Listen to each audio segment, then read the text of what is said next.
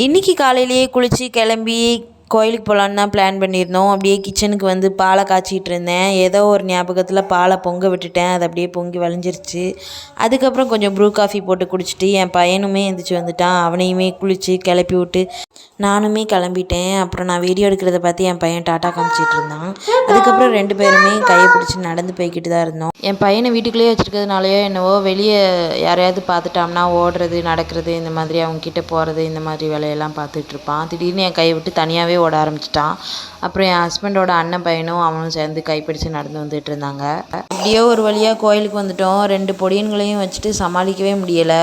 கோயிலுக்கு வந்ததுக்கப்புறம் கோயிலில் சாமி கும்பிட்டுட்டு அர்ச்சனை பண்ணிவிட்டு அப்படியே டைரெக்டாக கஞ்சி குடிக்கிற ஸ்பாட்டுக்கு போயிட்டோம். கஞ்சியும் அப்புறம் ஒரு கிரேவியும் அதுக்கப்புறம் ஊறுகாய் இதெல்லாமே கொடுத்துருந்தாங்க. அப்படியே கஞ்சியும் டேஸ்ட்டாக இருந்துச்சு. குடிச்சு முடிச்சுட்டு அப்படியே நேராக கடத்தெருவுக்குள்ளே தான் போனோம்.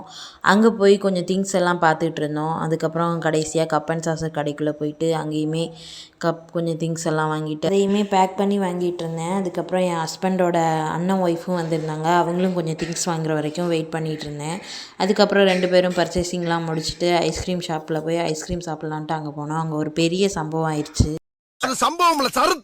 என்ன ஆயிடுச்சுன்னா, அந்த அண்ணன்கிட்ட ஐஸ்கிரீம் தான் ஆர்டர் பண்ணியிருந்தோம். அந்த கோனில் ஒரு ஸ்கூப் எடுத்து வச்சுட்டு என் பையன்கிட்ட தான் அந்த ஐஸ்கிரீம் கொடுத்தாங்க. என் பையன் அதை வாங்கிட்டு உடனே கீழே தட்டி விட்டுட்டான். அப்படியே இன்னொரு ஐஸ்கிரீம் ஆர்டர் பண்ணி வாங்கி சாப்பிட்டுட்டு இருந்தோம். இந்த சின்ன பசங்களை வச்சுருந்தாலே இதுதான் பிரச்சனை. ஒரு இடத்துல அடங்கி இருக்க சொன்னால் அடங்கியே இருக்க மாட்டாங்க. இவன் திருந்தவே மாட்டான்ப்பா. ஏய், திடீர்னு ஐம்புலனை அடக்கினா எப்படி அடக்க முடியும்? ஒரு ஒண்ணுக்கு ஒன்னால அடக்க முடியுமா? கொஞ்சம் கொஞ்சமா தான் திருந்த முடியும். வாங்கிக்கோ.